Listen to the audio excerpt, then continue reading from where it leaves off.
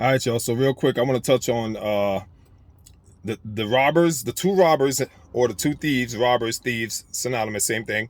I want to touch on the two robbers that was placed on the left and right of Christ during the crucifixion.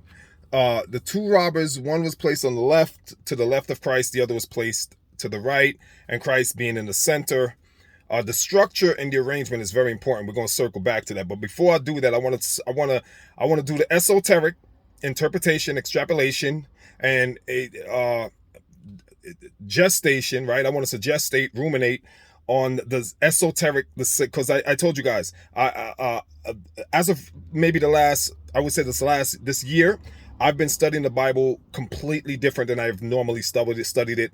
Revelations have been coming to me. I've been studying it esoterically, meaning I'm studying the symbolism, because the Bible is a book of symbols. It's a book of metaphors, allegories, parables. So you have to read it from a esoteric standpoint to get the true, meaning, the true understanding of what's being said. So so you have three. You have Jesus and you have two robbers.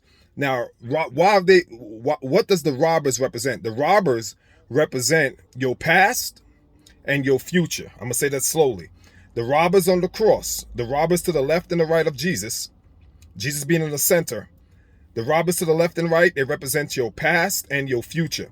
Now, there's so many of us right now that our past is robbing us of our present, which is Jesus. Jesus is the present. He's the center. When you are centered in Christ, you see what I'm saying? Christ is centered. So when you are, it's called Christocentric, Christocentricity. When you are centered in Christ, you are present. But when you're not centered in Christ, then you are either being robbed by your past or you are being hijacked by your future. And both are robbing you of your present, which is I am present, I am now, I am Christ. You see the I am. So your past, so many of us, think about it, so many of us suffer from traumas of our childhood, including myself. I'm struggling too. I'm not going to sit here in front, right? Something was said to you as a child and it latched onto your subconsciousness and stayed with you till your adulthood and shows up in your adulthood, right? Something was said about you. Someone said something to you as a young lady, and it actually determined your whole future. Your whole life is now being governed by what was said about you 10 years ago, 5 years ago, 5 weeks, 5 months, 5 days ago, right? So your past is constantly robbing you of your present and the future. So many of us are terrified of the future, right? We don't know if the economy is going to be, steady. We don't know if the job market is going to remain, robust. We don't know if the stock market is going to crash. A lot of us suffer from anxiety of the future, right? Will we be able to pay our bills? Will we be able to keep the lights on, the mortgage, the car payments, the marriages? Will we be able to keep the marriage alive? We worry about will our relationships last, whether it be personal, business, etc., etc. So the future is constantly hijacking and keeping us hostage, right, to its possibilities and potentialities, right? None of them has. Here's the interesting thing: there is no future, there is no past.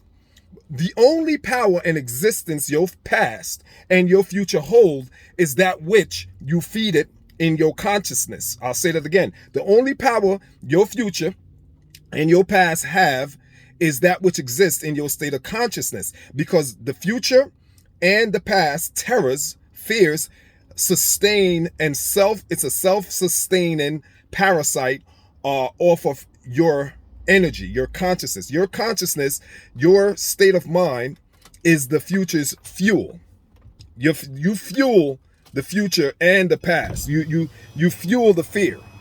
You fuel the fear of both the future and the past with your consciousness.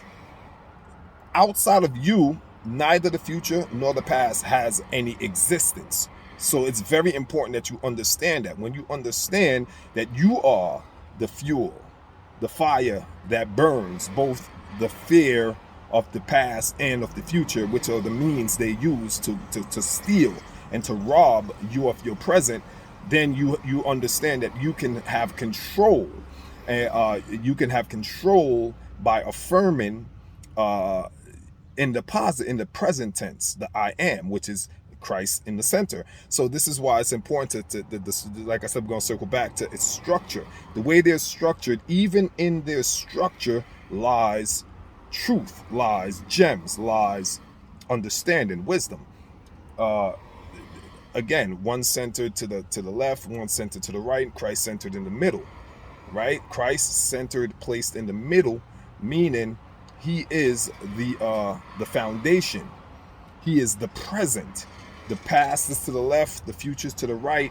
And when you look to the left and look to the right, what happens? You get distracted. But if you look straight on, which is in the middle, Christ, then you continue to stay above water, right? You can walk on the so-called water, right? So just want to share that with you guys. Hopefully that enlightened you somewhat. Till next time, y'all know how I'll be doing. Cooking the books, bringing the info. Peace.